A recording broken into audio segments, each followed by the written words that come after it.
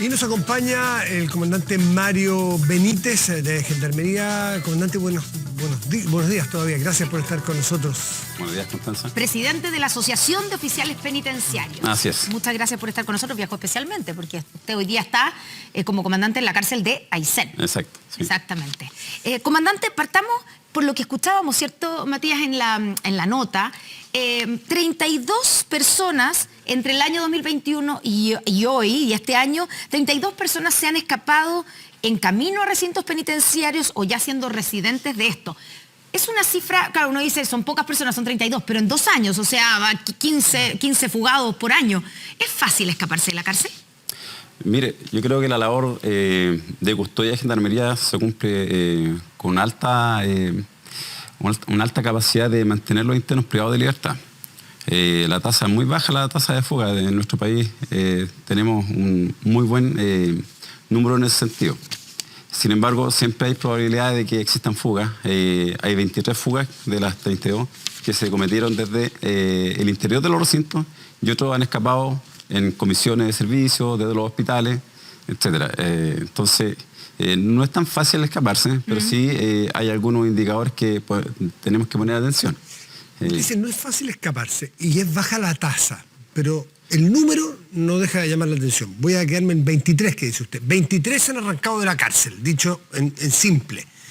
Arrancarse de la cárcel, los que hemos conocido cárceles por distintas circunstancias, hemos visitado, hemos ido a reportear, lo que fuere, tiene un montón de controles, es difícil entrar, nos imaginamos que es difícil salir, hay cercos perimetrales, hay guardias armados arriba en las torres. Uno se tiene que preguntar necesariamente si es que de esas 23 personas todos salieron por su habilidad, o porque hay descuidos, o porque alguien mira para el lado, o porque le permiten escapar. ¿Hay corrupción en Gendarmería para las fugas? No creo que podamos negarlo. Para ser precisos, por ejemplo, la fuga de los internos de Valparaíso, sí, donde se evadieron 6 internos. 2021. 2021. En esa fuga, los 3 mandos de Gendarmería, la directora regional, el alcaide y una comandante que era la jefa operativa, fueron llamados a retiro de manera inmediata. Pero ocurre de que en esa fuga los antecedentes están dentro del sumario. El funcionario que permitió eso, que agrupó a estos internos, porque en esa celda no debían permanecer 6 internos. Además, estaban los 6 juntos. Exactamente. Se reunieron, se agruparon en esa celda, no pertenecían a ella. Esa celda tenía también una debilidad, existía un forado ahí y ocurrió de que se sancionaron a la jefatura. El año pasado, en el mes de agosto, se sancionaron a oficiales y suboficiales que estaban dentro del recinto o que estaban cumpliendo labores. Pero lo llamativo aquí es que quien propició el hecho hoy día no está sancionado. Nosotros revisamos ¿A qué se refiere con quién propició el hecho? El funcionario que estaba a cargo, que era un sargento. ¿Ya? No está sancionado, a lo menos en la resolución que terminó el sumario, ese funcionario no aparece. O sea, hubo un sargento que los dejó escapar, porque aquí había un O que forado, como dice. O que participó en la fuga de alguna manera. Lo que se sabe es que había un hoyo, un forado, que se tapó, pero no se tapó bien. O sea, en el fondo alguien los dejó escapar. ¿Es ese sargento? O sea, alguien lo reunió, le dio las posibilidades para que se pudieran escapar. O sea, participó del plan. Por supuesto. Un gendarme participó del plan de esos 6 fugados. Bueno, 3 de esos fugados están imputados hoy día en el crimen de la mayoría. Por eso consideramos que estos hechos son graves. No puede ocurrir de que este tipo de conductas sean permitidas o a lo menos no tengan una sanción rápida e inmediata. ¿Y cómo se lo explica a usted que no esté sancionado? ¿Y que estén sancionados los otros? Porque sí están los directivos. Yo creo que aquí quien lo tiene que explicar es la autoridad del servicio. El director de Gendarmería. Por supuesto, sí. Él debe dar una explicación, dice usted. No hay ninguna duda. O sea, si en la resolución donde se determinaban las responsabilidades no aparece este funcionario, llámate. ¿Quién es el funcionario? Puede ocurrir, no puedo dar el nombre. ¿Y qué? Puede ocurrir que a lo mejor esté en otra resolución, no la conocemos, pero al menos al día de ayer ese funcionario aparece como funcionario activo de la institución. Y como Asociación Nacional de Oficiales Penitenciarios, ¿qué idea tienen? ¿Qué pudo haber pasado? Ustedes tienen una larga experiencia en materia penitenciaria. ¿Qué se les ocurre que pasó? Sin duda, yo creo que aquí estamos frente a un hecho de corrupción. Sí, sin duda. Que se le pagó a ese funcionario de Gendarmería. Eso no lo podemos saber. O sea, ¿Y corrupción? ¿Qué habrá ocurrido? Es que llama la atención, porque usted dice, sin duda hay un caso de corrupción. Ok, vamos a suponer que con ese funcionario en particular, pero si no está sancionado, quiere decir que la corrupción escala más hacia arriba. Yo creo que las explicaciones las tiene que dar quien tiene la potestad de sancionar estas conductas. Nosotros no somos los llamados a sancionar, le corresponde a la autoridad del servicio. La resolución la emitió el director regional de Valparaíso, pero claramente su actuación igual está bajo el control de el mando central, que es el director nacional de Gendarmería.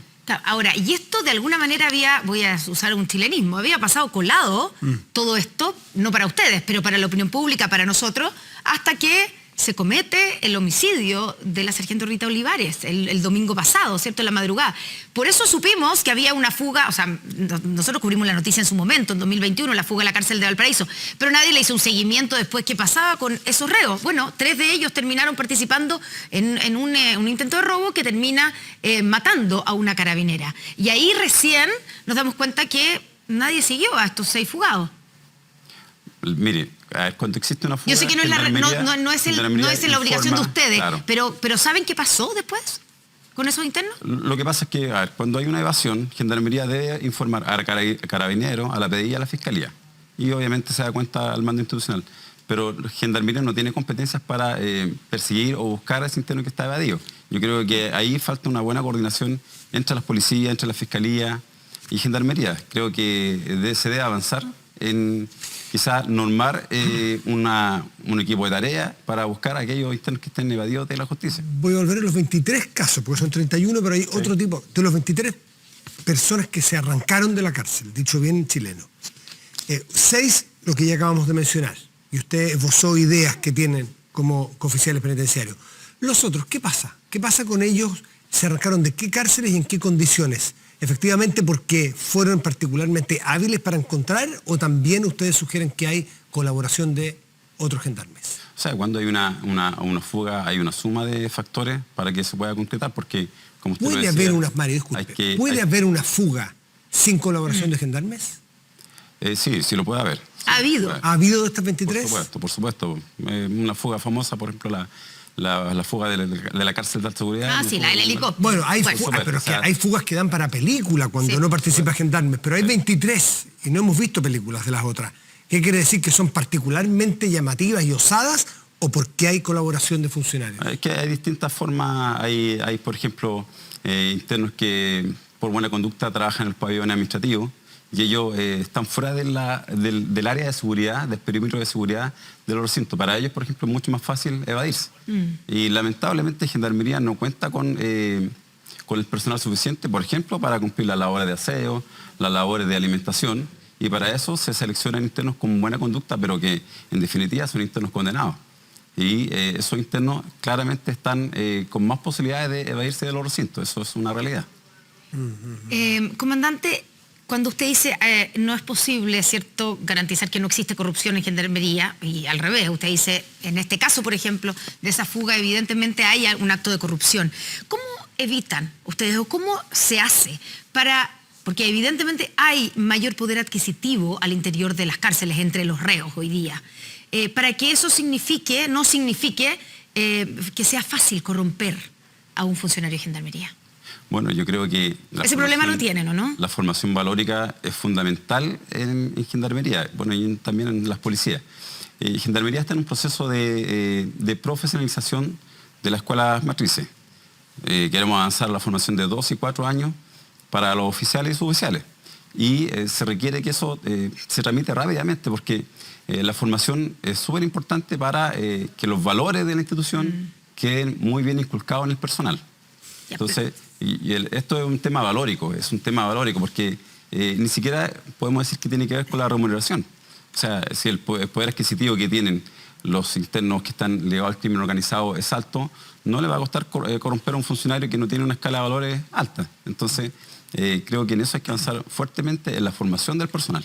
Se dice mucho que todas estas asociaciones ilícitas, todos estos carteles o el crimen organizado funciona dentro de la cárcel como si nada pasara, que tienen las mismas posibilidades de ser. Uno supone como sociedad que si un delincuente entra en un recinto penitenciario, al menos mientras dure esa condena, estamos libres de que él opere, o ella opere.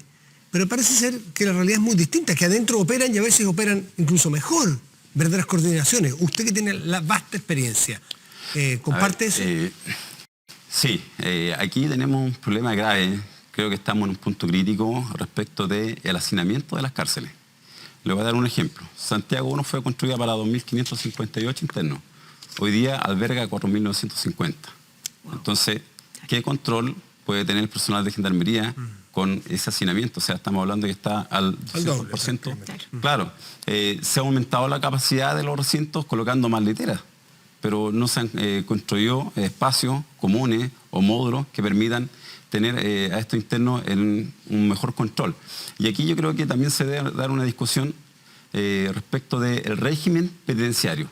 No puede ser el mismo régimen para todos los internos. Para un interno primerizo, no puede ser el mismo régimen que para un interno que está ligado al narcotráfico o al crimen organizado.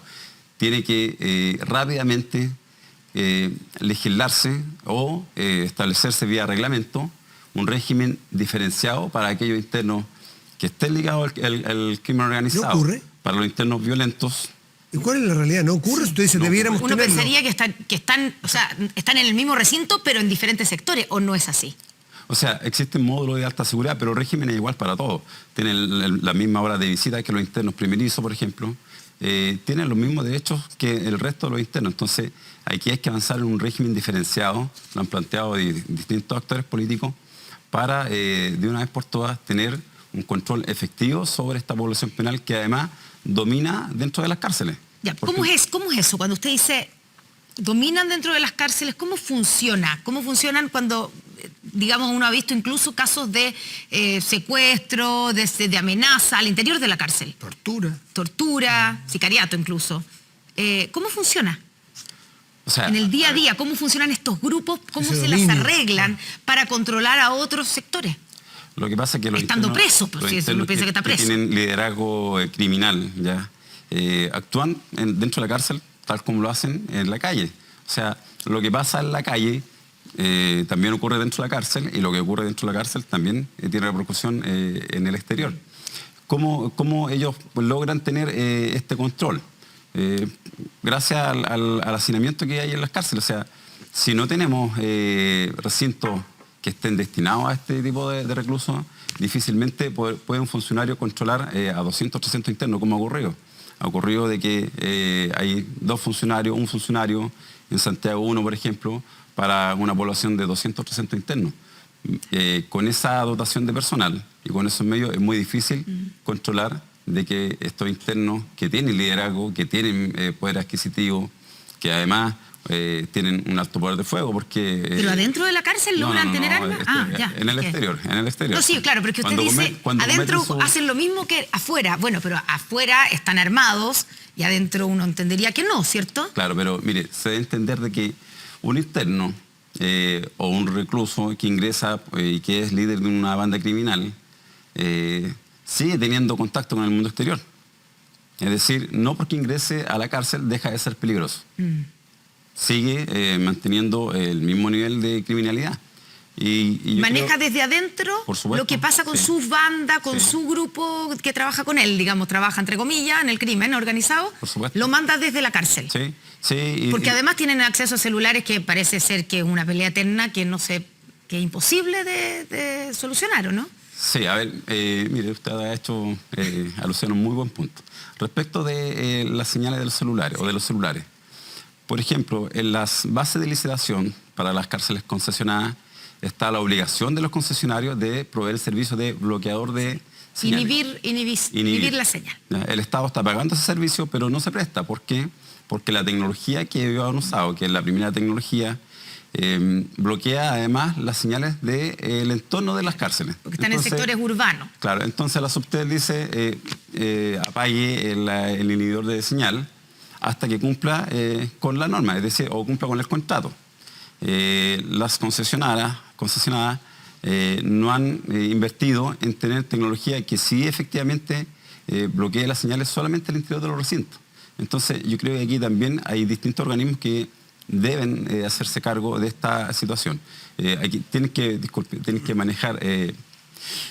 Aquí esta información yo creo que tiene que ser compartida y tienen que intervenir distintos actores. el Ministerio de Obras Públicas tiene algo que decir respecto del cumplimiento de las bases de licitación de las cárceles concesionadas. Obvio. No puede ser que el Estado esté pagando un servicio que hoy día no se entrega. También se pueden implementar estos inhibidores de celulares, se han hecho pruebas en Colina 1, en Colina 2, y dan resultados, pero es una tecnología cara y los recursos Gendarmería no los tiene. Lo más caro es pagar por algo que no se, por un servicio que no se presta. Por supuesto. Mario Benítez, comandante Mario Benítez, ¿de dónde salen esos celulares? Insisto, cada vez que nosotros hemos ido a alguna cárcel, los mecanismos, uno tiene que sacarse. Sí, hay muchos factores. Desde ingreso a través de lanzamientos del exterior, por drones, personal que se corrompe, sí, eso no lo podemos negar. Abogados profesionales que ingresan a los recintos, las visitas, en las cavidades corporales, en las encomiendas, es decir, existen muchas vías para que pueda ingresar un teléfono celular al interior de los recintos. Mire, una porque cada vez que se hace un operativo aparecen una cantidad de celulares increíbles. Sí, se legisló respecto de los ingresos de elementos prohibidos a los establecimientos. Pero yo creo que faltó precisión en esa ley, porque si bien es cierto, puede ser condenado, las penas van de presidio medio a mayor, pueden ser condenados las personas que intentan o tratan de ingresar estos elementos a los recintos, pero la tenencia exterior no quedó sancionada.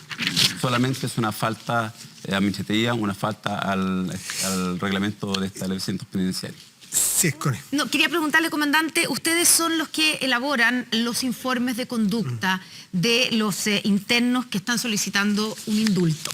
¿Sí? Eso ha sido, digamos, motivo de crítica después de que se ha sabido y que se ha conocido que por lo menos 6 de los indultados por el presidente Gabriel Boric en el indulto del último día del año pasado tenían informe negativo de Gendarmería.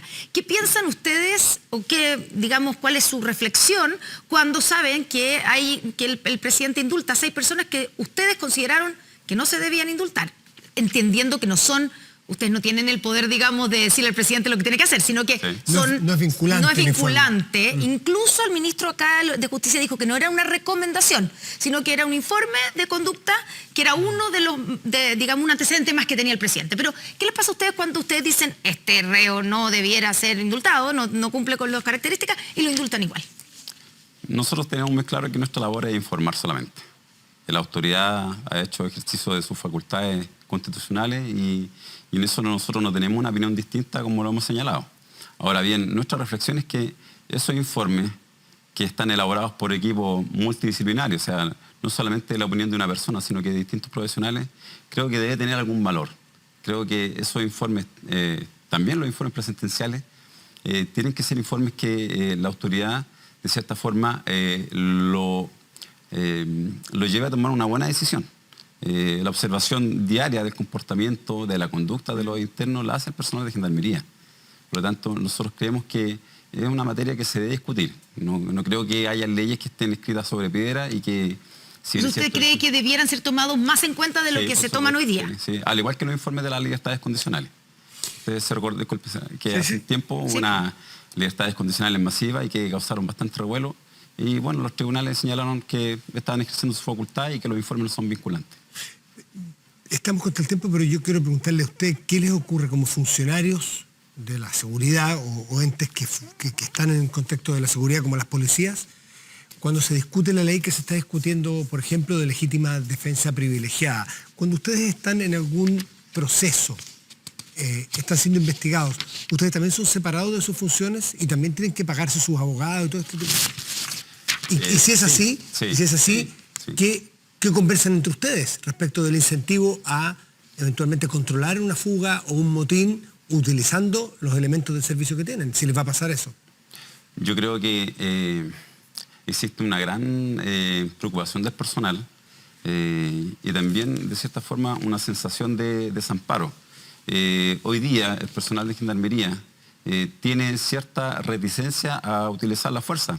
¿Por qué?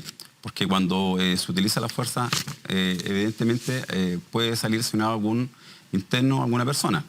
Y ellos, al estar lesionados, tienen de inmediato la asistencia del Instituto de Derechos Humanos, de la Defensoría Penal y algún otro organismo.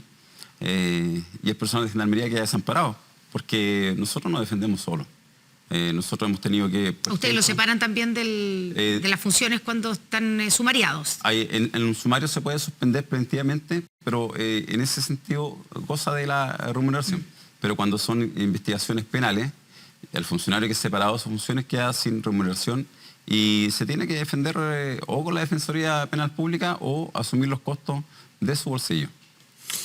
Comandante Mario Benítez, presidente de la Asociación Nacional de Oficiales Penitenciarios, muchísimas gracias por estar esta mañana con nosotros. Bueno, muchas gracias, Matías. Muy bien. Muchas gracias, comandante. Muy buenos días. Vamos a hacer una pausa.